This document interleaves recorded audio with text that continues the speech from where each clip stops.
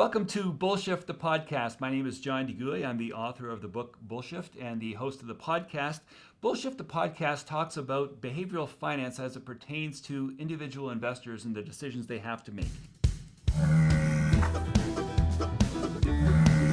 My guest this week is Ellen Roseman. Ellen is the personal finance journalist who advocates for consumers, and boy oh boy does she ever. She wrote personal finance columns for 20 years for the Toronto Star until 2019, and before that she spent 20 years at the Globe and Mail as a consumer columnist and Monday editor at the Report on Business. She's now a contributing writer at Canadian MoneySaver magazine, and she also hosts the Canadian MoneySaver podcasts. Ellen is the author of 7 books and is the former chair of FAIR Canada, which is the Foundation for the Advancement of Investor Rights, which is a registered nonprofit charity that advocates for investors. And she was on the board of directors at FAIR for 12 years. Ellen, it is such a pleasure to have you on today. How are you? Good, thanks. How are you, John? Pleasure to be on your podcast. And I know you've been on our podcast, and we'd like to talk to you again about your new book, which is quite interesting and good. I like the fact that it's just 200 pages. You know, some of your previous books went on for a while. Yeah. There's a limit to how much we can take, but it's well done, and very well designed, and I'm glad you found a good publisher in Dundurn. Yeah, thanks. You're right. Dundurn has been a fantastic partner. So you're the star of the show today. So I want to talk to you and about all of the wonderful things that you've done. You've been a journalist for pretty much your entire working career. And I'm wondering if you could maybe begin by telling us how you got started. What made you become an advocate for consumers and a fighter for all the things that they need to worry about? Well, I went to McGill University and studied. I got a honors BA in philosophy, Mhm. and it was a 4-year degree. And along the way, I joined the McGill Daily, which then came out 5 days a week. And I wasn't even interested in writing for it. I just wanted to hang out, be in the office, maybe do some clerical work. But I knew after I did the first article that was assigned to me, and I only did it because no one else was around and they were desperate. I loved writing journalistic articles. I Mhm. didn't really love writing in high school, especially when they wanted us to write compositions about, you know, proverbs and stuff like that. But when it was real and I was covering it, I just loved it. And I never thought I'd be a full-time journalist as a career. But then once I got my master's degree in philosophy at U of T, I was stuck. I didn't know what else to do. I'd struck out on my first job goal, which was to get a job in Canadian book publishing. And I had a connection to McLean Hunter, which was a big publisher of business magazines Mhm. and consumer magazines. And I got a job there. And I remember they asked me during one of the interviews, "Who's your hero?" And because I was going to university in the late 1960s and the boomer generation was very much involved with protesting the Vietnam War and all kinds of other issues, I said, Ralph Nader. I Mhm. really liked what he was doing on the consumer front. And he was making huge inroads with Ford and some of these other companies getting to make their cars a lot safer. And then he started spreading out and criticizing the government and doing all kinds of investigative stuff. And he's still out there. I get his newsletter and he does a podcast, and he's still very upset about the extent of corporate power in the US and how the consumer view, the consumer view is very rarely recognized or heard because it's just very hard to stand up Yeah. against these big companies. That's your It's wording. my, Stand up. it is. Yeah. It's funny, Ellen, how you're mentioning this because there are 2 or 3 things that you've touched on already that are almost identical to me. When I was in high school, I enjoyed writing, but I never, ever, ever thought I would be writing books. So I've only written 3, and you've written 7. But it's the same sort of thing. Some people, you ask them, "Oh, you write books. Oh, you've probably always wanted to do it." No, I write book as a cathartic way of getting things off my chest, but it's not because I had this great desire to be a writer once upon a time. So that's number one. Number two, when I started in university in first year at Guelph, who came on campus but Ralph Nader, and who was there in the front row listening to him speak but me. So I was there, and again, not quite the same age as you, but very much in line with that line of thinking. And then third, when I did my graduate work, which for me was at Carleton in Ottawa, I was doing a graduate degree in public administration, and we were doing research into various things. And my first job as a co-op program in public admin was to sit in and do briefing notes about the GST, but also to do some research with regard to things like credit card costs and how much are consumers paying and that sort of thing. So I didn't realize it, but in my entire formative existence, I was sort of becoming a consumer advocate too. So I'm very much like you. It wasn't planned. It just sort of emerged from the woodwork as a result of whittling away and trying to figure out how things work. So that's, it's funny because I didn't know some of those things about you. So, and maybe you didn't know some of those things about me. So that's interesting as well. When you decided to move to the business section in the late 1980s, and you basically decided to take on the mutual fund industry, what was that like? And can you tell me a little bit about that stage of your career? I had covered the consumer industry at the Globe and Mail from 75 until 87. That's when he moved to the business section. Huh? And I'd really kind of felt that the consumer movement in the early days of my career at the Globe was quite active. There was a national consumer rights organization called the Consumers Association of Canada. They had conventions, they had expertise in all different kinds of areas. There were ministers of consumer affairs at both the federal level and the provincial level, and that's more or less gone these days. There's some kind of consumer organization in government, but not a big one and not very prominent. And I just felt that I wanted to be with something that was growing rather than declining. And the Globe and Mail had a very big business section, very well staffed. And I didn't know a heck of a lot about business. I mean, I was covering business from the consumer side of things, but they wanted someone to cover personal finance. And I knew that I could cover aspects of it, but the stock market was really kind of a mystery to me. And I decided to take the Canadian securities course, which is a course that anybody has to take if they want to sell stocks and bonds and so on and ETFs in Canada. So I took that. And then the mutual fund industry was on the rise because interest rates had fallen. There was a stock market crash in October 1987. Wasn't a big deal, but interest rates had fallen quite a bit. So Canadians who'd relied on GICs, and remember, I still remember covering Canada savings bonds when they came out one year with an interest rate of 19.75%. Yeah. That was inflation. We think our inflation is bad, but boy, the inflation in the early 70s was really something else. And I wanted to know what was going on with mutual funds. So I started looking into it, and I found that the industry was not really consumer oriented at all. Mhm. They big managers of mutual funds, we had Investors Group, we had Mackenzie Financial, we had Templeton. They sold to the public usually through a network of brokers and dealers across Canada. And they figured that their brokers and dealers were their clients.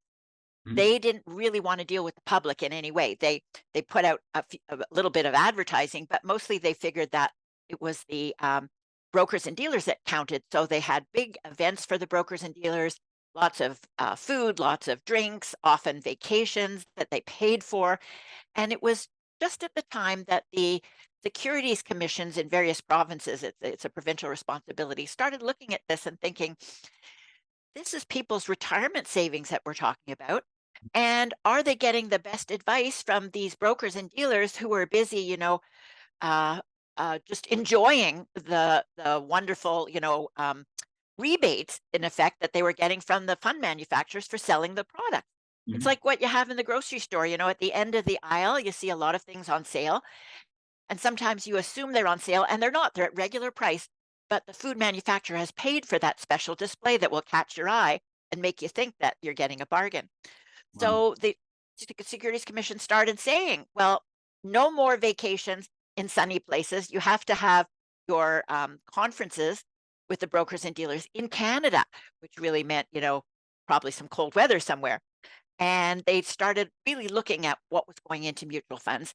And then a consumer advocate who was an Ontario Securities Commission member at that point, Glorianne Stromberg, did a report for the OSC saying that the industry was really bad in terms of serving the customer and needed radical changes.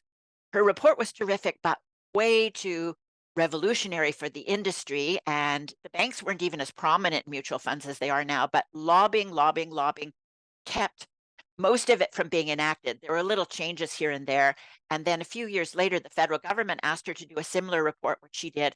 So we're seeing some changes, but this is like 20, 25 years that it's been in the making. So Dorian's first report came out in 1995, so that's almost 30 years. yeah, right.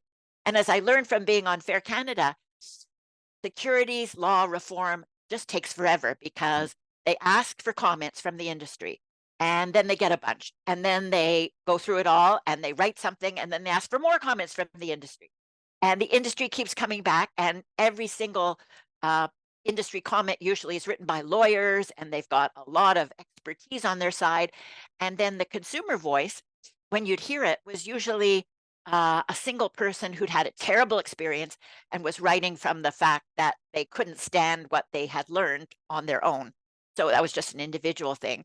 And then there was some people who were quite critical of the industry, but they were like individuals. So you didn't have an organized group. And that's why I was so happy when Fair Canada was organized in around the 2008 financial crash to be professional and to operate across Canada in English and French, and to employ securities lawyers who would write in the same way that the industry people would write, so they'd be taken more seriously. It's funny how you talk about the sort of the bad old days of the Wild West of the mutual fund industry. One of the comments that I am fond of using a fair bit is something that was written by Stephen Levitt. So Levitt and Dubner wrote the Freakonomics books, and they have a phrase that they use as the unifying theme for their second book, for Super Freakonomics, and it was their publisher pushed them to say, so you've got all this stuff, it's fantastic stuff, it's really neat, but what's the theme? Like, what's the theme of the book? And because it's all these disparate stories, and they put their heads together and they realized in the end that the theme was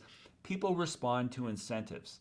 And if there was one way to sort of look at the way the mutual fund industry worked maybe 20 years ago or 25 years ago, was that advisors were responding to incentives and all that entails. And I don't want to cast aspersions, but there's obviously room for incentives to morph your priorities, and that's a concern for anyone as a consumer of anything. And it doesn't have to be investing products. It could be cars. It could be it could be tobacco. It could be alcohol. It could be anything. I'm wondering if you could maybe talk a little bit about how there were comparing and contrasting your work as a consumer advocate pre-finance and your work writing about the finance industry. What were the similarities? What were the differences? Did you find similar inequities, or were there things that were just completely different? I wrote a lot about safety in the days when I was a consumer reporter, things like baby cribs and car seats and car safety and quality. One of my heroes in Canada, who was a Naderite himself, Phil Edmonston, he wrote the Lemonade car guides year after year after year, and he started a group called the Automobile Protection Association. And it was about protecting yourself from automobile companies. And he started a Rusty Ford demonstration back in the early 70s in Montreal. And I covered him a lot because he was doing really good work. And again, getting Transport Canada to follow a lot of the initiatives in the US that Ralph Nader had started in the US. He died recently. He was in his 70s, and he in later life became a member of parliament from Quebec, and he was the first NDP member ever elected in Quebec. So he was a great role model. I was upset that there wasn't more, information about his death, but he did a great job for Canadians. In the financial field, well, we did have some books that were written. There was a guy called John Lawrence Reynolds who did a few books about, one was called The Naked Investor. Something about, why everyone makes money from your RSP except you, which was a great title. And Danny Stoffman, who was a former Toronto Star journalist, he did a book about mutual funds and how everybody was getting rich from the mutual funds, and the Canadian consumer didn't really understand how they work because it was all done in terms of the way securities used to be regulated, which was fine print, lots of legalese, hard to get the information. Somebody would hand it to you at some point, but it was so long and involved and such fine print that you would never read it. And then when you had a problem and you said, you didn't give me good advice, they would say right away, but you should have read this. It's in the prospectus, which is 180 pages long, and it's in 8-point font on the bottom of page 53. But, That's right. And you were talking about credit cards and interest rates back when you were at Carleton and public policy. That was a senator, I remember. Her name was Gay, I think, who kept introducing bills to try and bring down the cost of credit card interest rates because they've been forever, as I remember, over 20%, 18 to 22%. And then in the fine print, which they only send you when they send you the card, and fine print probably goes in the garbage at that point, they can raise your rate by like up to 25 or 27% if you miss 2 minimum payments in a year. And how many people know that? If they knew that, they probably would make sure to do their minimum payments. it's funny. Can you maybe, other than this NDP member from Quebec and Ralph Nader and maybe John Lawrence Reynolds, do you have any other people that you would consider to be your heroes and role models? David Chilton is terrific. He wrote The Wealthy Barber way back when, and it created a huge career for him traveling around the country. And he would always tell the truth. I think that, he could have rested on his laurels with The Wealthy Barber, which came out in the late 80s, but at a certain point he said, probably out of date, and I don't feel like updating it because it was written as a novel, so you can't really update a novel. So he took it off the market, which is a brave thing to do, and then he decided to write a sequel called The Wealthy Barber Returns 21 years later or something, chastened, I forget, he had a great subtitle, and got a lot of people to read it and give comments on it and kept rewriting it till he liked it a lot, and then created another, round of publicity. And these days, he is now a spokesperson for the Royal Bank estate planning. And he's doing a lot of videos on how to do estate planning right, and often contradicting what most people think. Like, should you make your family members, your immediate family members, the executor of your will? May not be a good idea. Why don't you look elsewhere? So he's willing to say what he thinks, which is not always the group think. And in your book, as I've read it, you're very much against group think and herd mentality and all that stuff. Right. I'm wondering, you've spent many years as the chair and vice chair and board director at Fair Canada, and I'm wondering if you could maybe tell me about what you've learned from that advocacy work and fighting to support to keep Fair alive. It was very tough. It was started by Ermanno Pescudo, who used to be the executive director at the Ontario Securities Commission. And he, like I did, realized that there was such an imbalance between industry lobbying and comments on various initiatives versus consumer lobbying and comments, that he wanted to create this organization that had a better chance of being heard. And he was lucky because he got to what is now IROC. Well, IROC is now merging with MFDA. Well, one of the regulatory organizations. So it would have been the IDA then? Yes, which wasn't a regulatory organization. It was more like an association. Yeah. And he got them to give $3.75 million, which was a great, way to start the organization. And he spent it very carefully and kept the organization going for quite a long time with that money. But then, he had a staff of 2 or 3 people and a building and all that kind of stuff, an office. He needed more money, and where could he go? So tried large corporations, and when I was chair, we went to a few, insurance, mutual funds. It was very hard to get money from anybody because they really didn't want to support this. And we found even when we were hiring that sometimes these securities lawyers didn't really want to work for Fair Canada because it might mean that they couldn't get jobs later on in big companies. So we did get the Ontario Securities Commission under Chair Howard Whetstone to support it for a while. And he said it made his job easier because if he could say that Fair was doing all this work and they were following what Fair was saying, that it paved the way for the OSC to get more involved in these issues. Then we found Stephen Jaroslawski, who is an enormously wealthy Canadian portfolio manager, now retired. He's in his mid-90s. He gave us a couple of $1 million, but then said we had to match it twice. So we had to raise $6 million in order to keep that $2 million, or raise another $4 million to keep the $2 million. And we tried like for 5 or 6 years and just couldn't get anywhere. The Ontario Securities Commission did give $1 million of that, but the other $1 million was just impossible to raise money from. Mhm. So he's left the organization. We have now someone, JP Bureau, who's running it now, and he's very good. But financing consumer activism in Canada is almost impossible.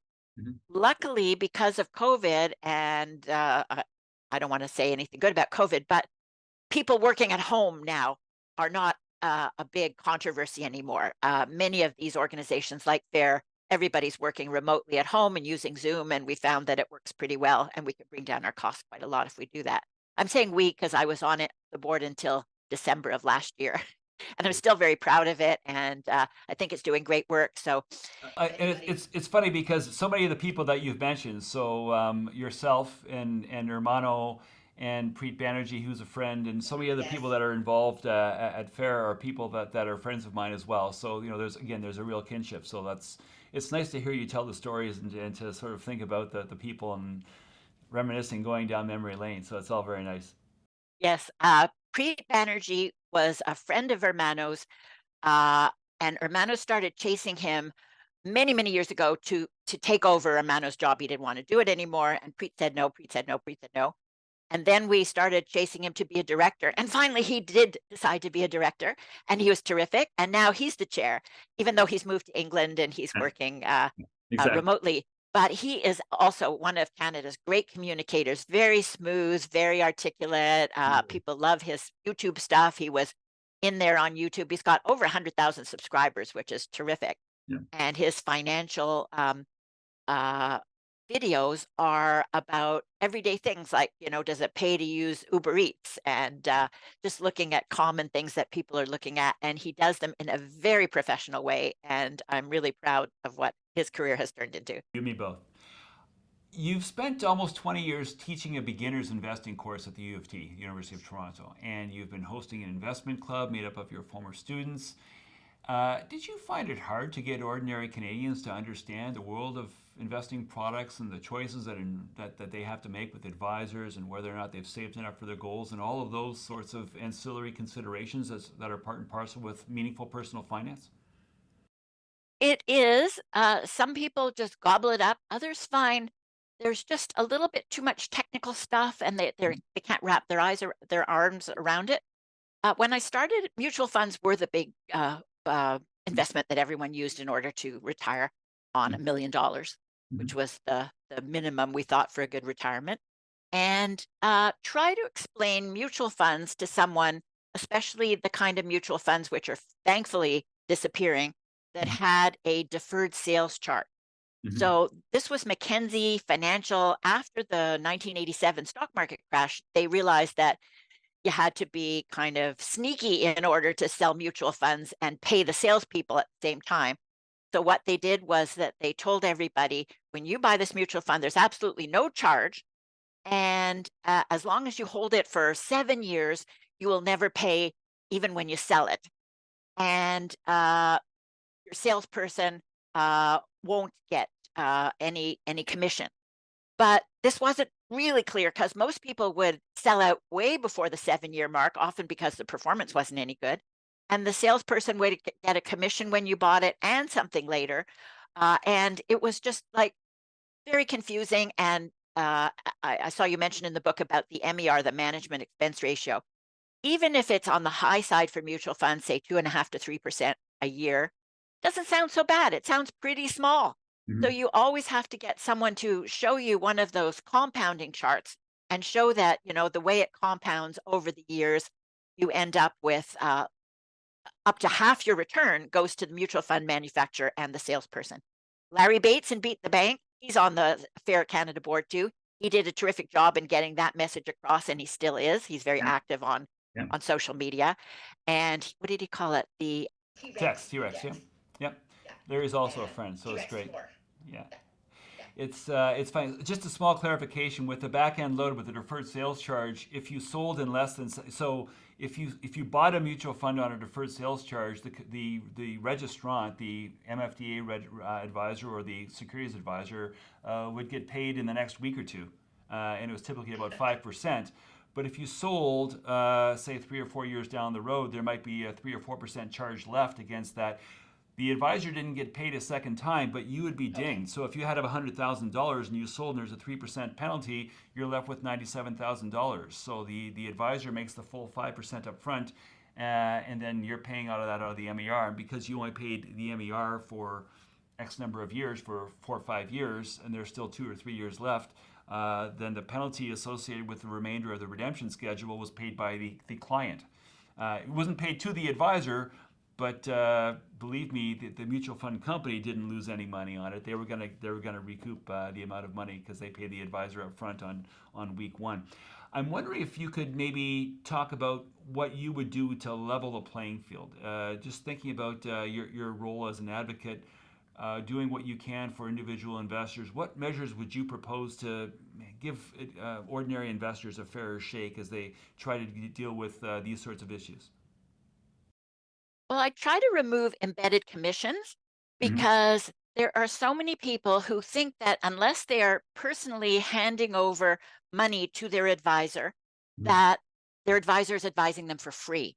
And they don't really spend a whole lot of time thinking about it. And it's hard for companies to start up. Steady Hand, Tom Bradley, another Canadian who's done a terrific job in educating people about how the investment business works. When he started, he didn't even want to sell through discount brokers. He wanted to sell directly to the public, but that was hard to do. But he wasn't offering any embedded commission. So it can be done because that company's been around for 20 years and still does a terrific job. And the other thing I'd suggest is instead of, and we all know that communicating through written, long documents in small print without any even bold or emphasis is a terrible way to reach the consumer. I'd say the securities commissions and the federal government who are trying to educate people should use a lot more video, a lot more graphics, comics. All of us are learning. I had lunch with a couple of people from the Ontario Securities Commission at a conference in the fall, and they told me they were using TikTok for some of their messages because those were the consumers that they wanted to reach. Now, of course, probably the Ontario government's going to outlaw it as the federal government did. But, you go where the people are. You don't try and raise them. You try and go to where they're ready to receive your communications and make it simple, make it easy. And as an instructor, I found that for the beginner investor, it used to be pretty hard to find something that was aimed at them. Now there's loads of things that are aimed at them. There's the individual ETFs that they can buy on their own. There's the all-in-one ETFs that have a balanced portfolio. There's the robo-advisors. There's index funds versus index ETFs, and indexing is becoming a big deal, and a lot of people are letting the message out. Another person I like when it comes to indexing is Dan Bortolotti, Canadian Couch Potato. That was a great blog, and then later a podcast. Now he's working as a portfolio manager and still doing indexing. And his book, Reboot Your Portfolio, is really a good book to read. Right. So you have to make people more aware of what's going on. And the federal government has great information at canada.ca, money/money, but nobody knows about it. It's not readily accessible. It's not advertised much. If you're looking for balanced sources of communication that don't have any commercial influences, you have to go to, either the Ontario government's investor, what's it called? Get Smarter About Money, or canada.ca, and look for the stuff that's there. I would also say that this is an opportunity to put a plug in for Canadian MoneySaver magazine, because Canadian MoneySaver doesn't take advertisements. It just takes articles from people like me who want to help people understand how capital markets work or how financial planning can be applied to you and things of that nature. And it's not fettered by other commercial concerns that other publications might be constrained by. Yes, they do house ads, but that's about it. And our podcast, the Money Saver podcast, we are starting to take some ads at the beginning, which usually results in having a very long disclaimer to read up front. But Canadian Money Saver is one of the few publications in Canada that has survived for like 3 decades, I think, not always under the same ownership, but with subscribers paying the rent. Right. No advertising is Right. paying the rent. It's all the subscribers who like the publication. Right. It's wonderful. Ellen, thanks so much. I always end with two little segments. The first is called That's Bullshift. And that's where I ask people like you to say, what is it that, if there was one thing that you would point to that you would want to alert people as a consumer advocate about the financial services industry, what would that be? I'd say be skeptical about your bank.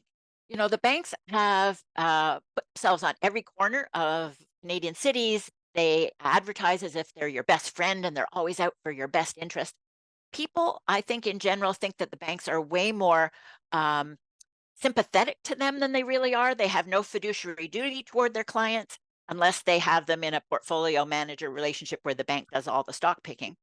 And that they incentivize their staff to do all kinds of selling, which may be quite extraneous to what you've gone in for.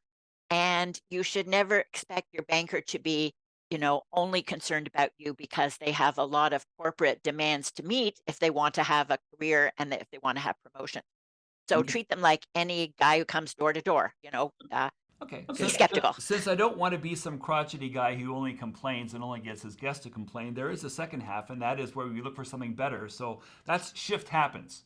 So if you could find a way to deal with this, how would you actually solve the problem that you just identified a moment ago with banks?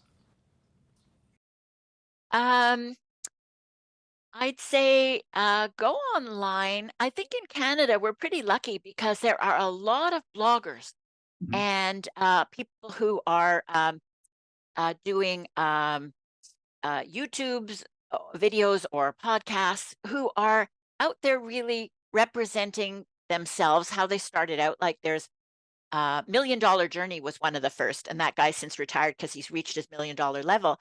But Kyle Prevost, who's running it now, is running it from the point of view of, I'm the consumer out there. I'm looking for answers. I'm going to get the best people I can, and I'm going to do it from the consumer point of view, which is, you want to start investing on your own. How do you get started? Do you just go to the bank site and start fooling around, or do you find some really good sources of information? And there's a lot of people like that. There's Boomer and Echo, who's Rob Engen, who's also on the board of Fair Canada. There's just some great sites around. There's somebody in Montreal called Hard Bacon Mhm. who keeps writing about the best Canadian personal finance bloggers. Jessica Morehouse, Sean Cooper when it comes to mortgages. There's lots of great people. So don't think of them as, well, they're rank amateurs. They're not. They're giving you the value of their own experience, plus all the comments that they get from readers who really push them to tell the truth and to get different points of view out there. So be open to new contributors and don't say that they're not as credible as the bank, because they may be more credible than the bank. There you go. Wonderful. Thank you so much, Ellen. This has been a real pleasure, and it's always nice to speak with someone who I would consider to be a soulmate with regard to consumer advocacy. And you've done so much to help people across the country for so many years. So thank you not only for appearing on the podcast, but also for all you've done over the years. It's wonderful to know you. Thank you. And good luck with the book. I was looking at the back where it looks like you've read 100 different books on behavioral finance. So you must be quite expert now. And I hope Canadians listen to your message and start changing the way they think. All the best to you. Bullshift, the podcast, was created in support of John DeGui's book, Bullshift, available now online and in bookstores everywhere. The comments and opinions are those of the author and his guests. They are for informational purposes and should not be construed as investment advice. John DeGui is an author, public speaker, senior investment advisor, and portfolio manager at Wellington Altus Private Wealth. For more information about John and his books, please visit standup.today. Bullshift, the podcast, is produced by TalkShoe, a division of IOTA.